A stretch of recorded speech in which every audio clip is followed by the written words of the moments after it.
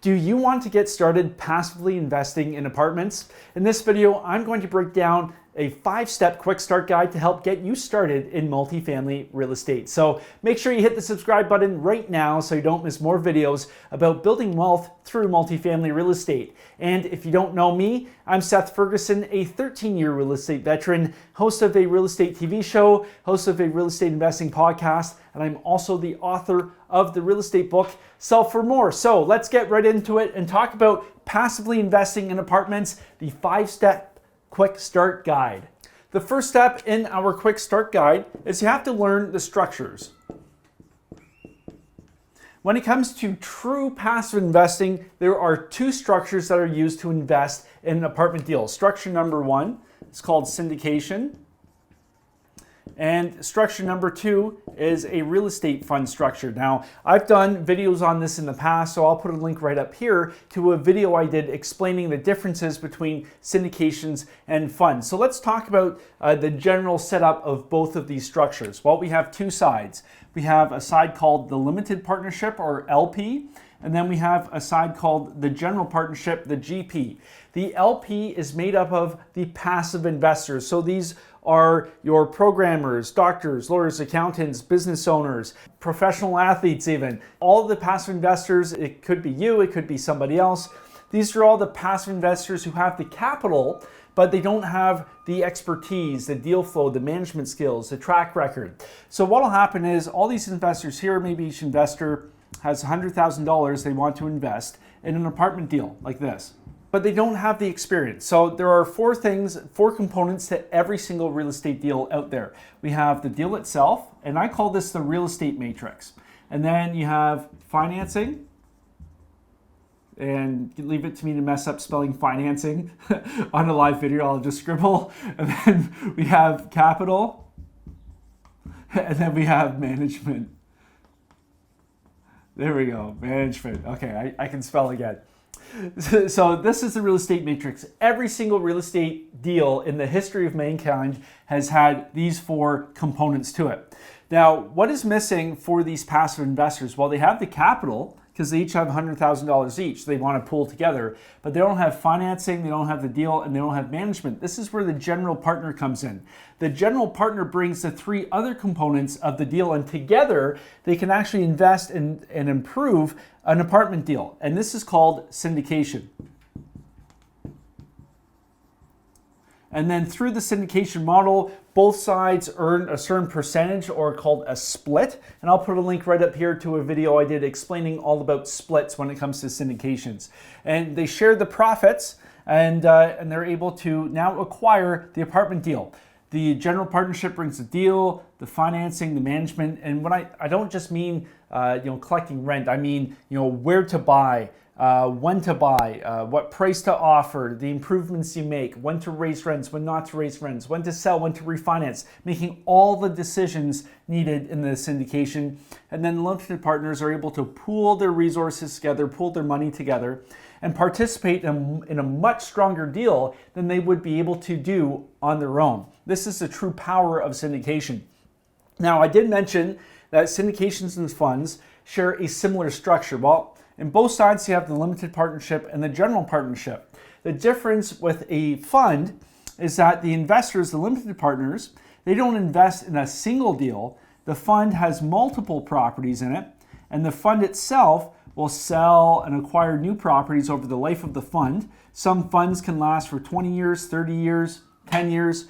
So the limited partnership, they don't invest in the specific opportunity, they invest in the fund criteria, and then the general partnership will go out and manage the fund itself. Okay, so let's clear up some whiteboard space right now, and then we'll talk about number 2.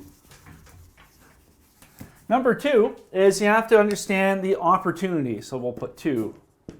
Opportunity, since I'm spelling things wrong today. So understand the opportunity. Well, the first thing you have to understand are the pros and cons of investing in apartments. There are lots of pros, and when I first started investing, I was investing in the wrong type of real estate, and then I found multifamily. So we have strong cash flow. That's a huge bonus. We have tax benefits. And that's we get those through depreciation and cost segregation. I'll put a link right up here to a video I did explaining all about the tax benefits of investing in apartments. And then we have forced appreciation. And I'll talk about that in 1 minute right now. Appreciation. And then we have stability, because we have the scale working in our favor. If you're owning a duplex or a fourplex, let's say it's a duplex, and one tenant moves out, well, there goes 50% of your revenue gone overnight. A fourplex or a quad, it's 25% of your revenue gone overnight. The larger you scale, the more efficient the deal becomes, because you have full-time staff, your maintenance costs per unit go down, your financing gets better, all the benefits that come with scaling and the stability aspect of the portfolio, which is why lenders love lending on multifamily real estate. Lenders love, the banks will compete to lend on apartment buildings. So now that we know the benefits of apartment buildings, well, what are some of the, cons you could call it? It's illiquid, which in one way, the way I think about it, it's actually a good thing, but some people think being illiquid is a bad thing, which means when you invest in these deals, your money is tied up for potentially 4, 5, 6, 7 years. It's a long-term investment. If you want to get in and out of a market quickly, as in days, months, or even in a year, well, this type of investment probably isn't for you. And then we have access. What I mean by access is there are deal minimums. You have a minimum investment required for some of these deals. Some of the time you have to have a specific net worth or specific income, and I'll talk about that in a little bit. So there are some barriers to entry. These deals are not accessible to everyone. Now let's talk about how we actually make money, and this comes into understanding the opportunity. My preferred strategy is called the value add approach. What the value add approach means is everybody's seen on TV these fix and flip types of shows where they'll buy a house and then they'll flip it and then they put up fake numbers on the screen to make it look really good. We've all seen that. I'll call that real estate. It's real estate entertainment, real estate. So what's the value add when it comes to apartments? Well, apartment buildings are valued using something called the income approach. And I'll put a link right up here to a video I did explaining everything about the income approach. But basically, in a nutshell, apartments are valued based on the money they generate. So the more money a property generates with its NOI, the more the property is worth. And this is the basis of the value add approach. So let's say this is the market median right here. This is the median for rents. And we're able to acquire property that it has below market rents, it needs renovations, it's not at the same standard as these properties right here hugging the market median line. So what we can do is we can acquire this property below market value, raise the rents, do the renovations, add additional income streams to boost up the NOI, which in turn raises the value of the property. This is how we make money with apartments. Now, if you're passively investing, you don't have to become a spreadsheet analysis wizard or become a true underwriting expert, but you do have to understand the whole idea of the value add approach. And in the end, it comes down to forcing appreciation, controlling every aspect we can in the deal, because we just don't want to wait for the market to go up. We want to control the value of our asset based on things that we can control. So we control this through raising rents, optimizing expenses, changing marketing, branding, bringing on different staff members, maybe doing a RUBS program with utilities, renovations, adding different amenities, adding covered parking, valet trash pickup. All these things come down to boosting up the NOI. Once you understand the opportunity and what you are investing in with all the pros and the cons with apartments, you have to figure out whether or not you can actually invest in these deals. And point number 2, I had alluded to minimums and thresholds investors have to hit if they're investing in these deals. Well, this brings us to point number 3, which is types of investors. And there are 2 types of investors. We have accredited and non-accredited. I'm just glad my spelling has come back again.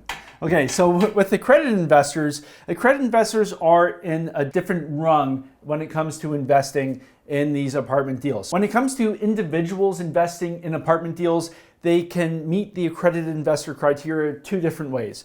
So the first way is through income, and the second way is through assets or net worth.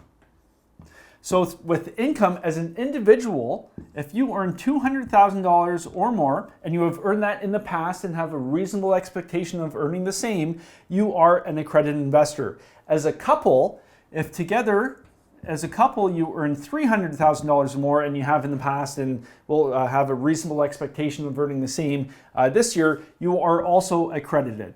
Now, when it comes to assets or net worth, if you have a net worth of $1 million or more, excluding your principal residence. So you cannot include your house, but if you own other rental properties, if you have retirement accounts, if you own stocks, if you have cash, foreign property, you name it, you can include it, but you can't count your principal residence. So if you meet these criteria, then you are considered an accredited investor. Now, what does this do? Well, depending on the type of offering, some offerings are only available to accredited investors. So this really opens up the amount of opportunity you have to invest in apartments. Now, when it comes to non-accredited, these are people that do not meet these criteria.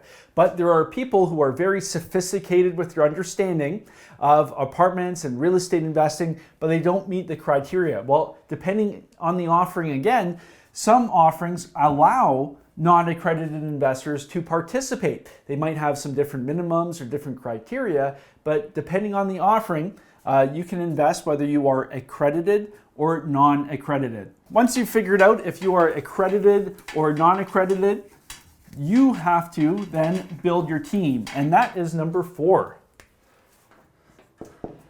Now, your real estate success team is made up of many different individuals. Number 1, you need an accountant who understands sophisticated real estate investments. You also need a lawyer who understands sophisticated real estate investments and the syndication or fund structure. It's not just somebody who's familiar with flipping houses or something. You need people who have worked within the syndication and apartment structure before. With the accountant, you're going to be getting all these tax benefits through depreciation and cost segregation. They have to understand how this works. Lawyers have to understand the syndication structure and everything that goes into a PPM or OM, which are the documents that you receive and you sign when investing in a syndication or a fund. So these are your support teams right now, and you can add a financial advisor as long as they understand real estate syndication, and you can add people to your success team. On the other side, we have deal sponsors or GPs, and we know the GPs are the active parties in a real estate syndication. The sponsors and the GPs, this will be your gateway into investment opportunities, because what a GP will do is they will find a real estate investment deal, they will put it under contract, and now they have to go out and raise the money from the limited partners. They have to build the limited partnership. So you want to be able to get on the GP's list or exclusive network for their future deals, so that way whenever the GP acquires a deal, they'll be able to call you, get you all the marketing package. You've already had the lead-up conversations. You're comfortable with each other, all of that stuff. So you need to get onto the GP's list so that way they can approach you when they have the next multifamily or apartment opportunity. And once you've gotten yourself on the GP's list and you are ready to rock and roll, you've got your support team built out, you're ready to invest. Now, last but not least, you have to analyze the deals. Whether it's a syndication or a fund, when it's a fund, you're going to be analyzing the fund criteria, what sort of properties are they going after, what class of property, all that sort of stuff. When it's a syndication, you're going to be looking at the market, and let's use a syndication for this example. So you have to know what drives a market.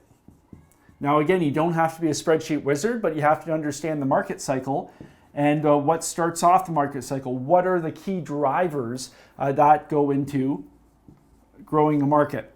Then you have to understand things like the hold period. So how long is this investment going to take? Is it going to take 4 years, 5 years, 6 years, 7 years? How long is your money going to be invested in the deal? And what are the returns? You have to understand how that impacts your returns. If the deal is estimated to be a 5-year hold, but you can hit most of your targets in year 4, how does that impact your returns? You have to be able to tell if the underwriting, or if all the numbers and analysis, that's called underwriting, is realistic. What are some red flags to watch out for? Is there a refinance put in and that's worked into the underwriting, and they're promising a refinance in year 2? That may or may not happen. So that could be a red flag. Are they pushing rents too high? So are they trying to bring the property up if here's the market and rents are here? Are they trying to bring the rents up to here when this is the market average right here? That may work, that may not work. You have to understand that opportunity. Again, you don't have to be the real estate expert, but when you're reviewing the deal, you have to know kind of what to look for, what things to watch out for. Any red flags, are they being too aggressive? And then you're going to generate all these questions. Then you'll be able to go back and ask the general partner, hey, I was looking at this deal, it looks pretty good, but I had a question about the refinance you have worked in here. Why did you work it in there? And then you can get more information. Or, I looked at all the comparable rents in the marketing package, and it seems like you're trying to push $50 more per unit than all the other comparables. Why is that? There might be a good reason, but at least having this basic knowledge allows you to have that conversation and dig a little bit deeper rather than just blindly investing without understanding the basics of apartment syndication. Well, those are the 5 steps of the Quick Start Guide. This will help get you started investing passively in apartment deals. And if you're interested in learning more about multifamily real estate and investing, join our free Facebook group. I'll put a link right down below. It's full of great people just willing to help out and learn and share more about apartment investing. And if you are an accredited investor and you want to learn more about the deals I'm currently looking at, head on over to callseth.com and set up a free 20-minute phone call with me. And if you like this video, if you found this useful, hit the like button, leave a comment, let me know what you think. It really helps out the channel. And until next time, happy investing.